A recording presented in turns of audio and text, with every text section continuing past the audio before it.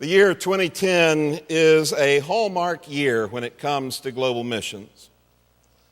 100 years ago, in this very month of June, 1,215 delegates gathered in Edinburgh, Scotland, for some 10 days to consider the context of world missions at the beginning of the 20th century. They were overwhelmingly white, and they were overwhelmingly male. 1,000 of them were from the U.S. and from the U.K., and only a smattering from the rest of the world. And their deliberations set in motion the foundations of what would be the greatest century of Christian mission in the history of the world. I would argue that the energy unleashed at Edinburgh in 1910 has in many ways subsided. And you and I ought to celebrate all that was accomplished, but we also ought to understand its shortcomings. In many ways, it was marked by a Western colonialism that tended to be uncritical in its self-assessment and to view the rest of the world in some ways in terms of conquest.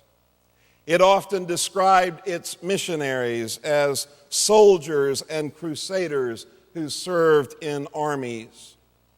Sometimes its language was the language of war, advance, strategy, thrust, tactical plans, marching orders. It had a story to tell to the nations, and those nations needed to listen. Yes, its successes we ought to celebrate, but certainly its success is as clearly evident as its shortfalls.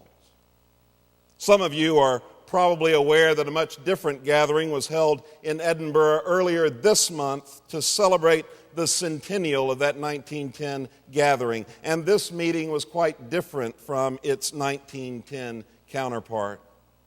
There was a richness of diversity there and the inclusion of the wider Christian family beyond mainline Protestants, including Catholics, the Orthodox, Pentecostals, and many others. This gathering reflected the realities of the shift in the center of Christianity today beyond simply Anglo-Europeans and Anglo-Americans. In short, it was a conference of the global church, and it says much about mission in the 21st century. Is this transition from Edinburgh 1910 to Edinburgh 2010 some evidence that we, as the U.S. church, and particularly our corner of that U.S. church, in some trouble? That the dark side of our missionary endeavors has caught up with us? To be perfectly honest, I hear a great deal of anxiety and fear expressed about just this very possibility. We're losing our focus. The church everywhere else is growing. Why aren't we? Why don't people give to missions anymore? Why aren't we sending more missionaries? Nobody seems to be joining our church. Despite all of that conversation and evidence, I'd like to offer a bit different perspective tonight. One that emerges from a deep conviction that I have. I'm convinced that what we are witnessing today is not a loss of passion for missions, but rather a powerful movement of the Holy Spirit around the world, whose expression is so vastly different that we can sometimes hardly recognize it. And I would suggest that we, as the American church, are right in the center of it, finally shedding the old clothes of Christendom and civil religion and exclusivity that has held us back, and bursting forth into a new paradigm of globalization and cross-cultural engagement that is truly transforming and reshaping us. Robert Wuthnow has sketched the outlines of this new vitality in a little book called Boundless Faith, the Global Outreach of American Churches. This revitalization is happening as the world comes to us in the form of migrating peoples, and as we engage the world directly as Christians and as churches. 2/3 of active church members in the United States have traveled or lived in another country now. 1 in 7 church members has lived in another country for at least 1 year. 40% of us in churches interact with people of other nationalities in the workplace.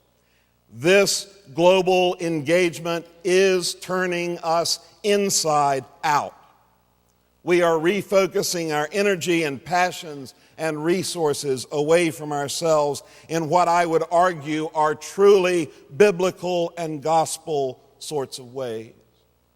And at the same time, we are doing this with significant financial resources that make it possible for us to transform the world.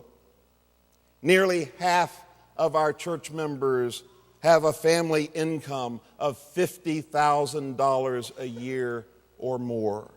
And 1/4 have an income of $75,000 or more.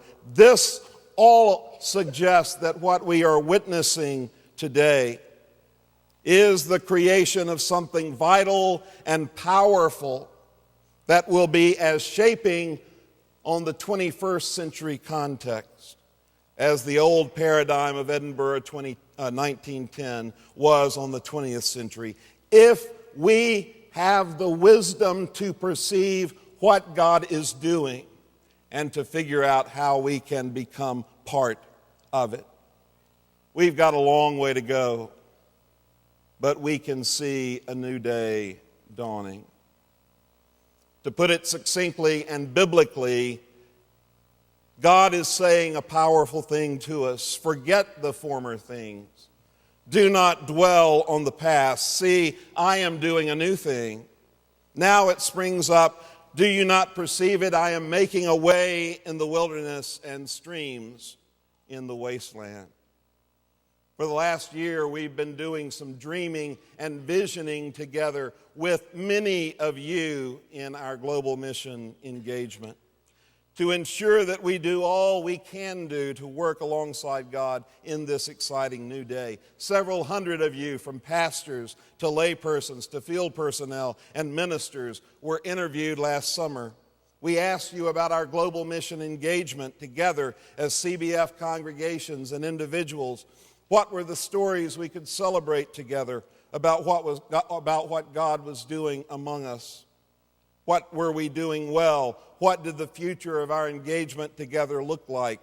And those interviews became powerful expressions of who we were and who we wanted to be as churches and people seeking to follow in the footsteps of Jesus. 4 convictions emerged out of them that we've identified as guiding our global mission engagement in the 21st century. First, we have recommitted ourselves to justice and reconciliation, ministering with and among those 1.2 billion people who live on $1 a day or less. Secondly, we have recommitted ourselves to the least evangelized and to ministry with and among those 2 billion people who have had little or no opportunity to hear, comprehend, and respond to the gospel.